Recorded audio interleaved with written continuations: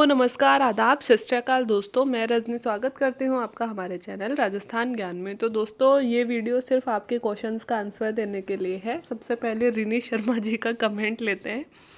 इन्होंने कहा है कि आप रजनी मैम रिप्लाई तो करती हो नहीं, क्या मतलब है फिर आपके कमेंट करके कुछ भी गाइडेंस मांगने का? चैनल ओपन किया है तो एटलीस्ट रिप्लाई करके लोगों को गाइड भी करें।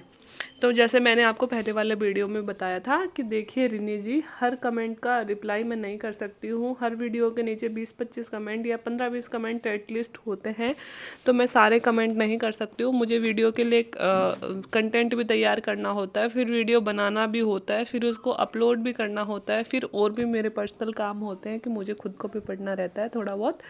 तो सॉरी, आपने कुछ पूछा होगा शायद पहले, मैं रिप्लाई देख नहीं पाई या फिर रिप्लाई नहीं कर पाई, तो उसके लिए सॉरी। मैं कोशिश करूँगी आगे से कि जो भी इम्पोर्टेंट कमेंट हो मैं उनका रिप्लाई करने की कोशिश करूँ, और इवन मैं करती भी हूँ। आप लोगों ने देखा होगा मैं बहुत सारे लोगों को की रिप्लाई करती हूँ। तो अगर फिर भी आप लोगों को थोड़ी बहुत असुविधा हो रही है दोस्तों, कुछ कमेंट तो ऐसे होते हैं जो आप आपस में भी रिप्लाई कर सकते हो कि मैडम कितने अटेम्प्ट दे सकते हैं। ये तो कुछ लोगों को नहीं पता होता जो अभी नए हैं इस फील्ड में, लेकिन कुछ लोगों को तो पता है ना, जो पुराने हैं मेरे जैसे हैं, तो उनको पता है। तो प्लीज़ आप लोग सपोर्ट कर दो कि आप लोग, और कई लोग करते भी हैं कि एक दूसरे को रिप्लाई दे देते हैं, तो मेरे ही मतलब रिप्लाई का वेट ना किया कीजिए। आप लोग आपस में भी रिप्लाई कर दिया कीजिए। किसी के क्वेश्चन का आंसर किसी को नहीं आ रहा है तो किसी और ने आंसर कर दिया। आप लोगों के कमेंट से मुझे अप्रिसिएशन मिलती है दोस्तों, इसलिए मैं कहती हूँ कि वीडियो के नीचे कमेंट किया कीजिए। मुझे लगता है कि हाँ, कुछ लोग देख रहे हैं, कुछ लोगों को फ़ायदा मिल रहा है, इसलिए मैं बोलती हूँ।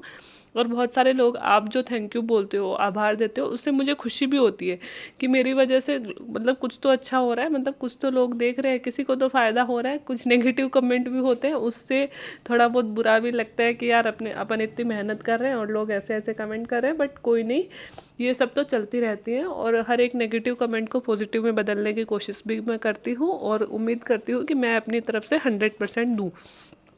छोटे छोटे से क्वेश्चन थे आपके, तो इसलिए मैंने एक वीडियो ही बना दिया, क्योंकि मैं इतने सारे कमेंट लिखती नहीं हूँ।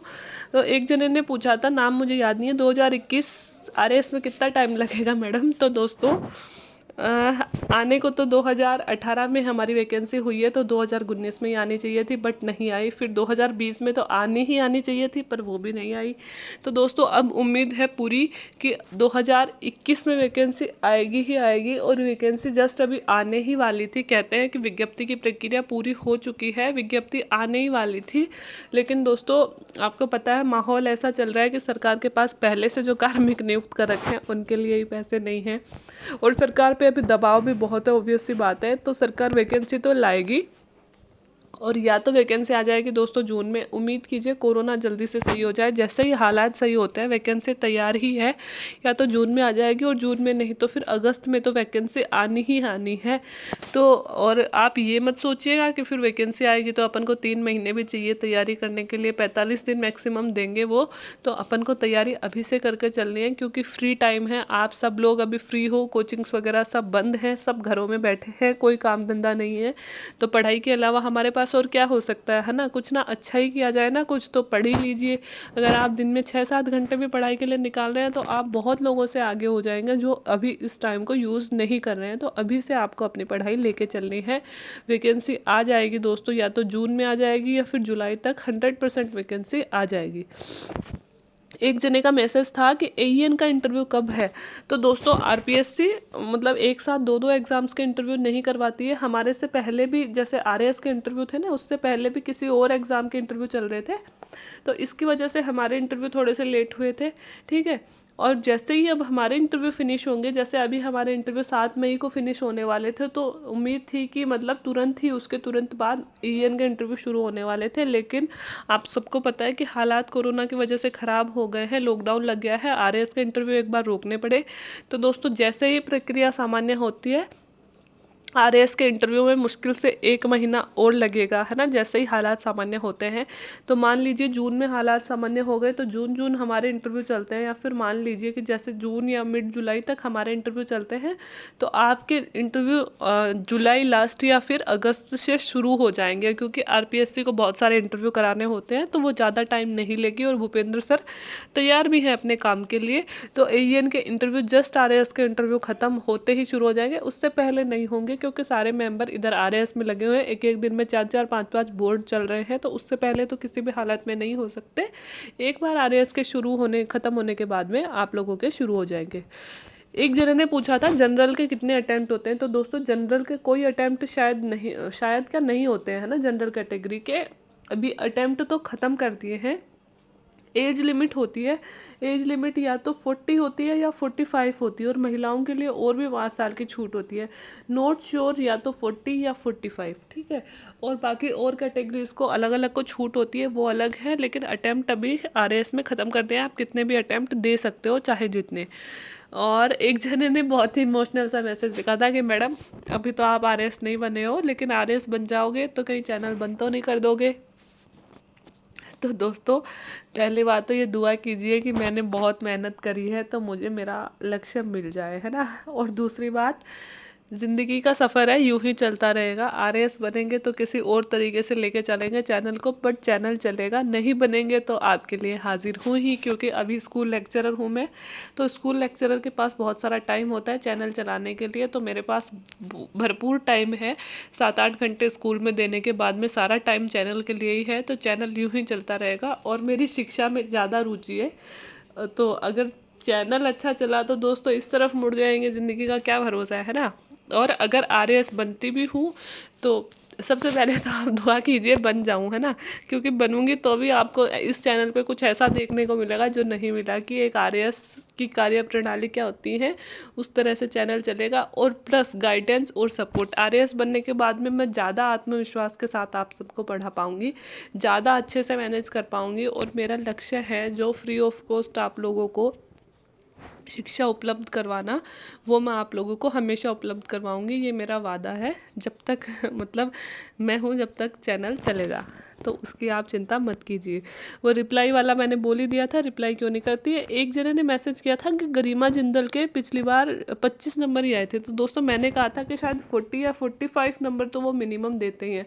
और ये बात सही है कि गरिमा जिंदल जो थी उनके बहुत कम नंबर आए थे, उनके मेंस में बहुत अच्छे नंबर थे, इस कारण से मतलब वो आरएएस बनी थी, लेकिन उनके मेन आरएएस में बहुत कम नंबर आए थे। तो दोस्तों मुझे इस बात का पता नहीं है कि मतलब लास्ट सीमा क्या होती है, कितने कम नंबर दे सकते हैं, लेकिन ये तो है कि जनरली 40 या 45 से कम नहीं देते हैं। आउट ऑफ स्टेट अगर कोई हो, या तो गरिमा जिंदल जी शायद राजस्थान के बाहर की हो सकती है, क्योंकि आउट ऑफ स्टेट वालों को थोड़ा कम देते हैं वो नंबर, या फिर मे बी और कोई सिचुएशन हुई हो, मुझे इस बात का पता नहीं है। लेकिन जहाँ तक मैंने सुना है 40-45 नंबर से कम किसी के नहीं देते हैं, और एवरेज नंबर देते हैं वो मतलब 50-60 के बीच में।